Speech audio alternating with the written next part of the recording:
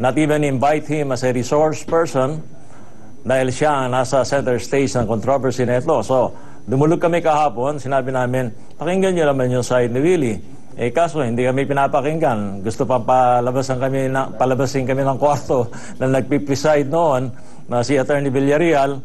Mabuti na lang na naging fair si chairperson, si Miss Mary Grace Po Llamanzares, at binigyan kami ng pagkakataon na maipaliwanag bakit kinakailangan marinig ang side ni Willie at bakit yung present composition ng tatlong magiging huwes dun sa kaso ni Willie ay dapat tanggalin. Sapagkat yung si Lea Navarro nagbigay na ng mga salita sa Twitter noong March 28 bago pa siya na-appoint na si Willie ay guilty of this child abuse. Marami siya mga salita rito na gusto kong basahin. Very briefly, sinabi niya, "This is frightening and sad. Philippine society believes that child exploitation is a norm. Willie Revillame bullies 6-year-old boy, John Estrada, on Willing Willie Show." Sinabi din dito, "Unbelievable. Humiliation as a cultural norm," etc. Marami pa. And yet, she was there going to sit as a judge. Yung isang, yung chairman ng panel who is Attorney Eugenio Villarreal, siya, ang asawa niya, marketing director ng ABS-CBN. Yung income nila, their conjugal income, comes from ABS-CBN. So, and then si Attorney Eric Malyonga is the legal counsel of Bantay Bata, funded by ABS-CBN. Anong pagkakataon magkakameron si Willie at ng Channel 5 kung ang mga mag-uusga sa kanila puro dalawa connected sa ABS-CBN, nakikinabang sila sa ABS-CBN, at yung isa nag-prejudge na. Kaya mabuti na lang, nagpapasalamat kami kay chairperson Mary Grace Paul Llamanzares na pinagbigyan yung kahilingan namin na tanggapin, na inhibit. Alam niyo, sinasabi nila nag-voluntary inhibition. Well, that should be qualified. Kahapon, naging mainit nga yung usapan namin dahil dinideny nila na sinasabi nila hindi kami biased.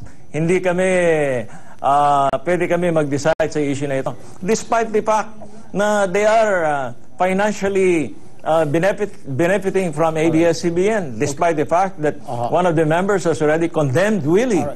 And despite that, sinasabi namin mag-inhibit na kayo. Ayaw pa rin. So, latter part of the evening, I would like to credit the chairperson, Llamanzares, Mary Grace, and I would like to thank her. We are very confident, we are happy, we are not in possession of any information that will give us reasons to doubt her objectivity. All right. So far. Okay. And I wish she will continue with the way she conducts this hearing. Okay. But I'm only speaking on my behalf. There are others who may have their own observations. But we leave it to the better discretion of the chairperson, Llamanzares, to address all the issues in this case. All right, Attorney De Vera, maraming salamat po sa inyong panahon with us dito po sa TV5.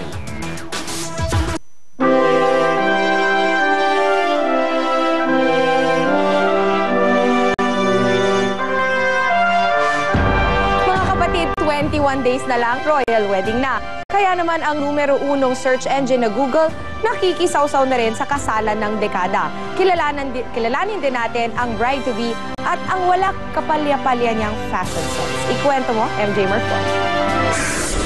Simple pero sosyal, kung minsan daring pero carry. Yan ang dahilan kung bakit pansinin si Princess-to-be Kate Middleton kahit wala siya sa tabi ng kanyang prinsipe. Isa nga sa mga pinaka-memorable niyang get-up ay noong March 2002 nang irampa niya ang see-through dress na ito sa isang student fashion show. Dito raw unang nabighani sa kanya si Prince William. Pag dumadalo sa mga importanteng event, paborito ni Kate ang mga sombrerong gaya nito na sinuot niya sa isang wedding noong 2006. Bukod sa forma, status symbol din kasi sa kanila ang pagsusuot ng sombrero. Hit na hit din para kay Kate ang mga bulaklakin. Gaya ng paldang ito na binalanda niya pa sa isang pre-Wimbledon party. Two-piece ba ka mo? No sweat yan para kay Kate. Siguradong babagay sa kanya ang kahit anong klaseng bikini sa ganda ng katawan niya. At syempre, sino ba namang makakalimot sa sikat na blue Isa dress na sinuot niya nang i-announce ang kanilang engagement? Dahil sa ganda ng kanyang fashion sense, di nakatakatakang nakasali si Kate sa International Best Dressed list ng Vanity Fair noong 2008.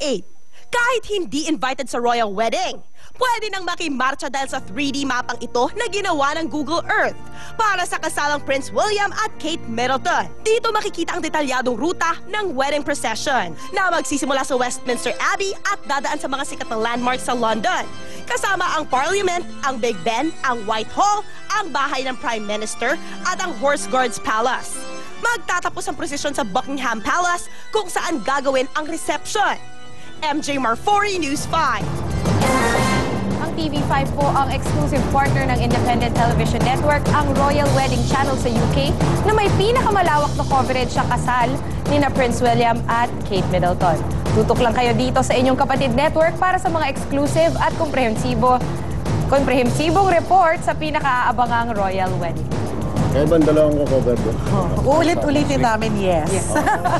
Magdala kayo ng mga kuwan, ha? Ikaw, We'll be there for 2 weeks, so dito ka muna. Ayan, okay na yung suot mo. Ikaw, medyo kailangan mo, dagdagan pa yan. Baka ginawin ka, magka-malaria ka o pneumonia, magka-problema malaria. tayo.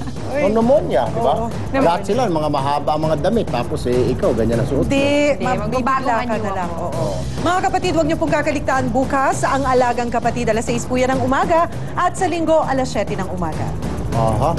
Dadalhin niyo po yung Alagang Kapatid doon po sa wedding ni ng prinsipe at prinsesa. Anyway, bukas po ng gabi, Sabado, 10:30, pero minsan, 12:30 na ho, 11, depending ho yan. Maganda pa rin ang rating. Tutok Tulfo po, napakaganda ho yung 1-year special po namin, first anniversary special. Bakit walang pakain? Pulis, ha? Meron na, nauna na. Ikaw? Hindi kami nakatikim. Hindi kayo nakatikim. Anyway, yan po ang 45 minuto na mga aksyong balita. Mga balitang pundasyon ng matalinong opinyon at konkretong solusyon. Dahil higit po sa balita, aksyon. Susunod na po ang andar ng mga balita sa Action TV at dito sa TV5, Willing-Willy na.